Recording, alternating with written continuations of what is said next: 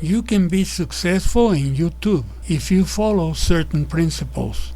I have been able to come to 7 principles I find helpful in driving a successful YouTube channel.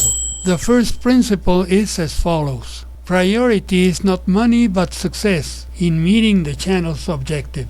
Money starts flowing later on. Being successful is not necessarily making a lot of money right away. The first principle is related to this fact.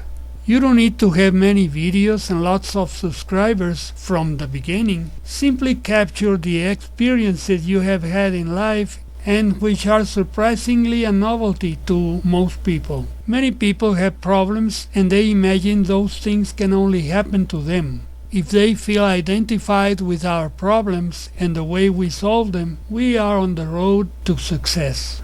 The second principle states that being successful is about helping others. Just as principle number 1, helping does not necessarily mean starting to throw money at people. Real help is to solve people's problems by giving them basic knowledge, which motivates them to continue researching and applying more advanced knowledge by themselves so they can apply their own skills. Even those skills they had no idea they had them. They can start a small business or save money on the maintenance and repair of household appliances, or saving money on utility bills, or preparing healthier food, etc. The third principle is to be persistent. Although most of our viewers are eager to learn about new things, there are also a host of unbelievers and critics that are going to argue about all the possible ways in which whatever we are suggesting is impossible, unnecessary, or silly, and is not even worth trying. We are also going to run into people who try to convince us that we are stupid and that we should stop publishing nonsense. There will always be people who don't dare to undertake anything, but who makes every effort to try to discourage the newcomer. The fourth principle is to be aware that we can make mistakes in our posts. If we are wrong, we must be willing to admit it. By creating a sincere relationship with our audience, they'll be willing to forgive us and they will stay interested in our posts. If someone points out an error in one of our posts, we must thank them for the remark and must be willing to make the necessary corrections.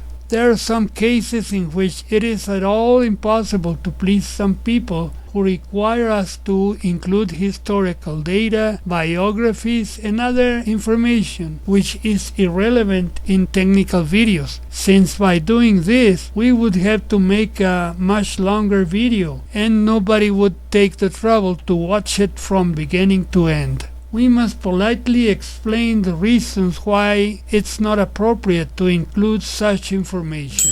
The fifth principle is that we must document ourselves as much as possible when preparing a presentation. Although in some topics we will be talking about experiences we have had in the past, and even if we are completely sure of the truth of what we are saying, there will surely be some cases in which we have some dark spots. It's better to research from beginning to end and not putting our credibility at risk by boldly affirming things we are not familiar with.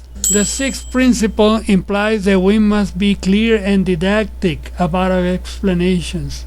We must include illustrations and animations that illustrate the sequences, directions of movement, etc., so viewers can easily follow our explanations. The seventh principle is related to warning our subscribers and the general public about certain dishonest videos, promising you will earn money easily through pyramid-type businesses, which will quickly spread and yield to a fast-growing group of deceived people, even in a relatively short period of time. This type of scam operates seasonally and saturates one large area and then moves to another. When the scam becomes unprofitable, they disappear for a time and then come back when everybody has forgotten about it.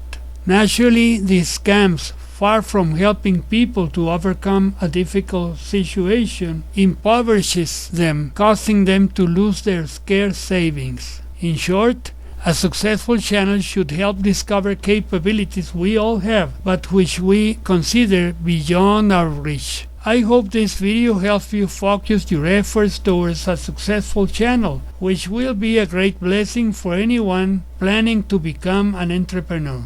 Thanks for watching, and please subscribe to my channel. Chava Tarin.